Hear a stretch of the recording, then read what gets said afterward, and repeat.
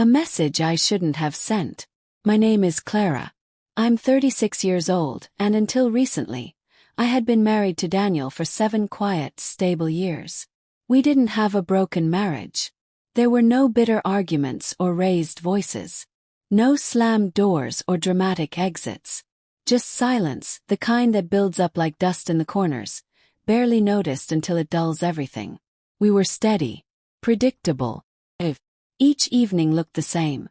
Shared dinners eaten in half-light, brief exchanges about work and errands, then retreating to our own screens, our own worlds. Daniel would ask how my day went, and I'd answer with vague summaries. I'd ask how his meetings went, and he'd nod, already halfway lost in a spreadsheet or a news article. We didn't fight. But we also didn't ignite. Not anymore. I used to think that made us strong, resilient, unshakable. But the truth is, we had drifted into a comfortable kind of distance. Then, one unremarkable Thursday night, I scrolled back through an old group chat from college. I wasn't looking for anything. Just killing time while Daniel brushed his teeth. That's when I saw his name, Ethan. A decade had passed, but his photo hadn't changed much. Same unruly hair, same confident grin. The kind of expression that once made my heart beat just a little faster. We hadn't spoken in years. But when I tapped his profile and sent a simple, "Hey wow, long time," it didn't feel like a betrayal. Not really. Just a harmless spark of nostalgia. His reply came quickly. We caught up. Traded stories about wild nights back then, spontaneous road trips, the time we jumped the hotel pool fence at 2 a.m. while the world slept. Things Daniel would have found reckless or childish. Ethan remembered me, not just the facts but the feeling of who I used to be. He made me laugh. Made me feel like I still had edges, that I wasn't just smoothed down by routine. The messages stayed playful, maybe a little flirtatious, but I kept telling myself we were just reminiscing. No harm in remembering who we were. Then one night, lying beside Daniel while he slept, I typed a message without thinking. "I sometimes think of you." It was a whisper typed into the void. More about me than him. I followed it up quickly. Not in that way. Just the old days. The typing dots blinked. Then, "Same here." For a moment I smiled. I felt lit from the inside. Like a younger version of myself had reached out through the years and touched my shoulder. I fell asleep thinking nothing would come of it.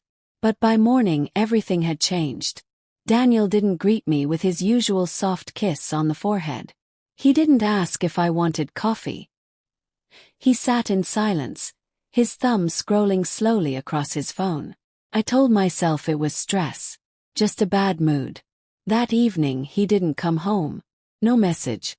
No explanation. It was nearly 1 a.m. when I heard the door unlock. He didn't say a word as he walked past me.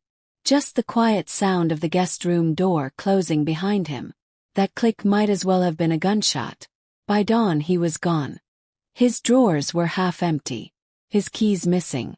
And there on the kitchen island, next to my untouched coffee mug, lay his wedding band. Cold and bare. And a note written in his precise, calm handwriting. "I heard what you said. You think of him. I can't stay where I'm not enough." My legs gave out beneath me. I collapsed against the counter. The hum of the coffee machine, the only sound in a house suddenly too large, too quiet. Called. Texted. I left voice messages with a shaking voice and nothing left to say except "I'm sorry, please come home." No answer. His sister finally picked up. Said he was safe. Said he wasn't ready to speak to me. When I asked if he'd told her everything, she replied with a sigh. He told me enough. That one message broke something he thought was unbreakable. And that's when it hit me. I didn't want Ethan. I didn't want to run away or start over. I wanted to feel seen. To feel like I still shimmered beneath the layers of routine. The endless days of being steady and responsible. Daniel had kept me grounded. Ethan reminded me of a girl I used to be. But chasing that ghost, I lost the only man who truly mattered. Weeks passed. Then at work, a plain envelope arrived with just my name typed on it. Inside were the divorce papers. No letter. No second chance. Just the end, crisp and final. I told my coworkers vague stories. That we'd grown apart, that life had taken us in different directions. I didn't have the courage to admit I'd thrown away a marriage for a few digital echoes and a bruised ego.